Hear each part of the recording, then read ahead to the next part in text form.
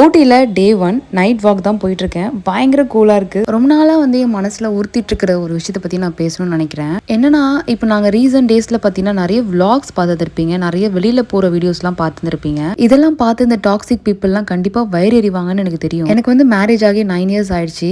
9 இயர்ஸில் நாங்கள் வந்து கிட்டத்தட்ட 8 இயர்ஸ் பார்த்தீங்கன்னா ஃபுல் அண்ட் ஃபுல் சாக்ரிஃபைஸ் தான். லீயோட ஃபேமிலியில் 4 பேர் வயசானவங்க. ஸோ அவங்கள சுற்றி இருக்கிற லைஃப் ஸ்டைல் எப்படி இருக்குன்னு உங்களுக்கே தெரியும். நமக்கு பிடிச்சது எதுவுமே பண்ண முடியாது. எல்லாமே ப்ரியாரிட்டி அவங்களுக்காக தான் இருக்கும். இப்போ கொஞ்ச நாளா இந்த லாஸ்ட் 3 இயர்ஸா எங்களுக்கான லைஃப் நாங்க எங்களுக்கு பிடிச்சதெல்லாம் பண்ணும்பொழுது எல்லாரும் வரிஞ்சு கட்டிட்டு வந்துடுறாங்க. சேர்த்து வைக்கிற டைம்ல நிறைய நீங்க ஸ்பெண்ட் பண்ணாதீங்க அப்படின்னு சொல்றாங்க. உங்க குழந்தைய இன்டர்நேஷனல் ஸ்கூல்ல ஏன் சேர்க்கல அப்படின்னு கேக்குறாங்க. செகண்ட் பேபி பிளான் ஏன் பண்ணல அப்படின்னு கேக்குறாங்க. இந்த 9 இயர்ஸ்ல கூட்டு குடும்பத்துல இருந்த ஒரு பெரிய கடன் அடைச்சு வெளியே வந்திருக்கும். அந்த கடன் என்னுடைய ஹஸ்பண்டால வந்தது கிடையாது, ஆனா அடைச்சாரு. ஃபேமிலியில ஒரு கோர்ட் கேஸ்ல நாங்க ஜெயிச்சுட்டு வெளியே வந்திருக்கோம். இவ்வளவு பண்ண எங்களுக்கு எவ்வளவு ஹர்ட் ஆயிருப்போம் அப்படின்னு சொல்லி உங்களுக்கு